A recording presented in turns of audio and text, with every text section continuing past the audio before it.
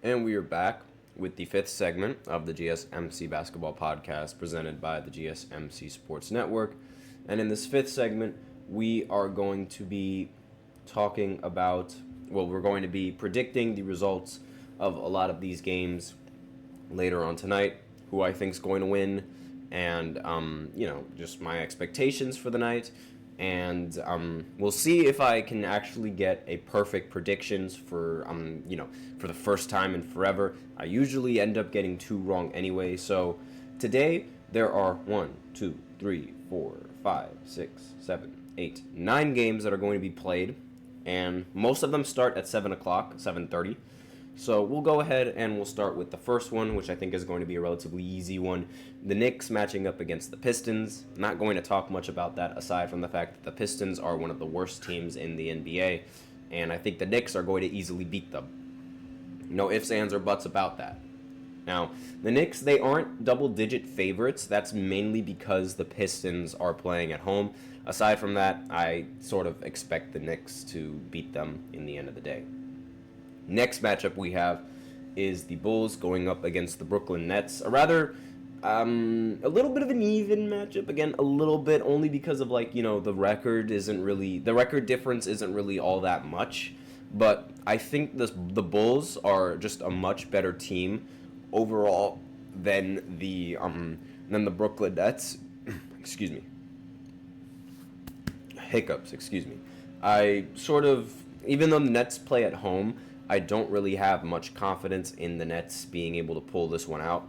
I expect the Chicago Bulls to end up winning in this matchup. They do have solid talent all around. And again, just off of the talent, Kobe White, Zach LaVine, Vucevic, I expect Kobe White to have a solid game against these Nets. They don't really have a solid perimeter defender, so I expect the Bulls to use that to their advantage going into this game. Now, the Lakers, they're going up against the Raptors. The Raptors are playing at home. The Raptors, they do not have their best player, Scotty Barnes. So I feel like without that best player on the Raptors side, and considering how I expect the Raptors to end up tanking in this matchup, not just in this matchup, but further down the season, I expect the Lakers to prevail in this matchup and easily beat them. Not easily beat them. But I do expect them to play very well. I expect a big game from LeBron. I expect a big game from Anthony Davis. And last game that they ended up playing, they didn't really shoot the ball all that well. I expect that to change in this game and in this matchup. The Lakers, they desperately need a win, and I think that win is going to come against the Raptors here.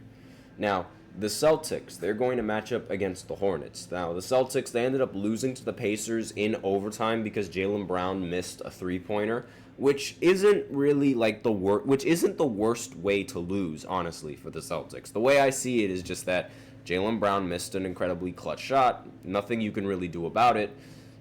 It's most of the time it's like 50-50 the way I see it in those kind of situations. The ball either goes in, the ball doesn't go in.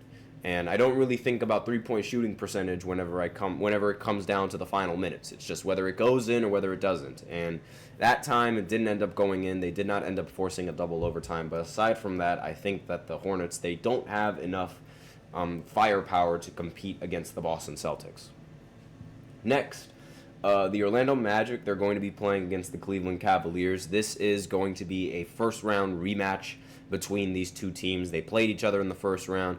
Was one of the very few series that ended up going to 7 games. In fact, I think it was the only series that ended up going to 7 games No, it wasn't. The only first-round series, that ended up going to 7 games. And I expect the Cavs to end up winning in this matchup. They play at home, and the Orlando Magic don't have Paolo Banchero. So I think at first, trying to find that next offensive spark is not going to be easy for the Magic, especially going up against the best team in the Eastern Conference right now in the Cavs. Yeah, the Cavs are the best team in the Eastern Conference right now if we're going based off of team record, right? So I expect the Cavs to make this not necessarily light work, but considering how they don't have Paolo, it might actually be light work for this team. Now, this is where it gets a little bit tricky. The Hawks are going to match up against the Kings. These two teams, I'd say, are pretty evenly matched. And I want to go with the Kings in this matchup, but something tells me that the Hawks, since they are one game below 500, they're going to end up prevailing in this game. I'm going to stick with my pick with the Kings. I think the Kings overall, they do have much more firepower than the Hawks do on the offensive side, and I don't really think the Hawks have much of have a solid defense to be able to stop most of their players.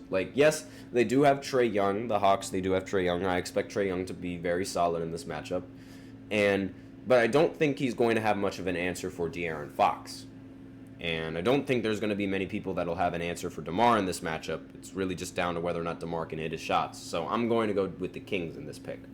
Now, the Pacers, they are going up against the Pelicans. I am done picking the Pelicans. I'm going to pick the Pacers. I have a little bit more faith in the Pacers here in this matchup against the Pelicans, especially considering how they don't have DeJounte Murray. If they had DeJounte, I would have went ahead and picked the Pelicans. But since they don't, and since I'm trying to learn from my mistake from previously, I don't want to pick the Pelicans again and be rather stubborn. The Pelicans, they do play at home, but still, I'm going to stick with the Pacers on this one. Next, the Timberwolves are going up against the Denver Nuggets. I expect the Timberwolves to end up winning this game against Denver. The Nuggets, they're not really that as deadly as a team as they were years ago. And a big problem with that is the lack of spacing, in my opinion, and Russell Westbrook being on the floor. I think that how should I put this? I think that the matchup is going to be a little bit of a problem for the Denver Nuggets, because you see, there's the thing that that teams do whenever Westbrook is on the court. And the Timberwolves, I feel like they're going to excel at this. Now, the Timberwolves, they have very solid perimeter defenders, right? That's already known.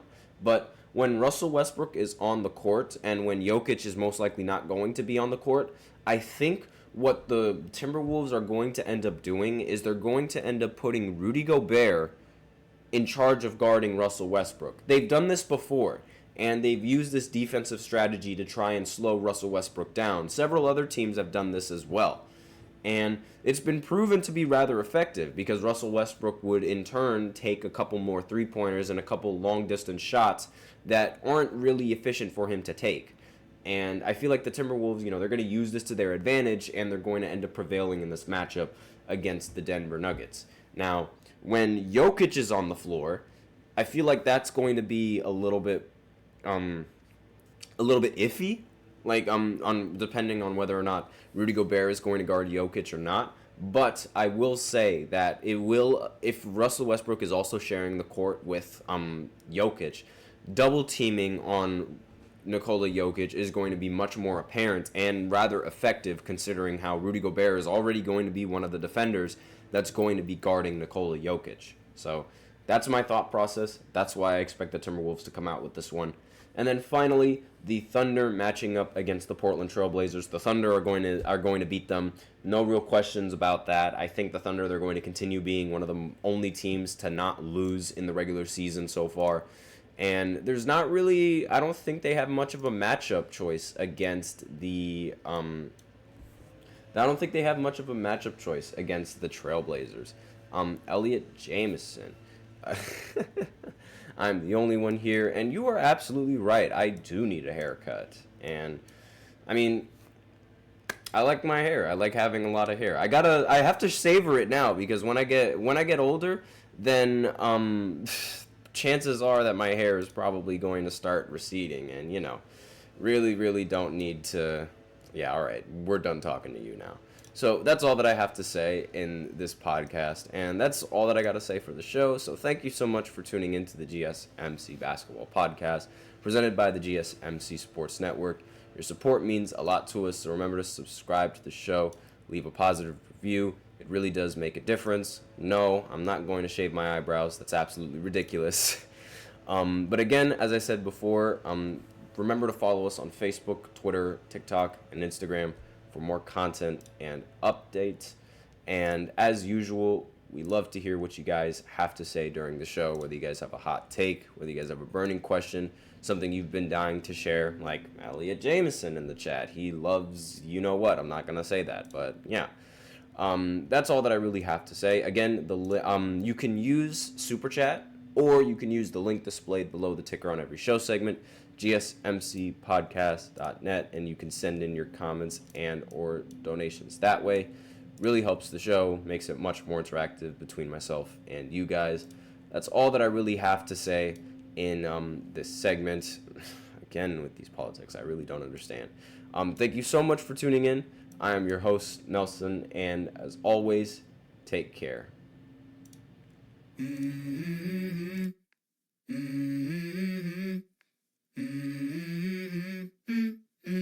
Let's go.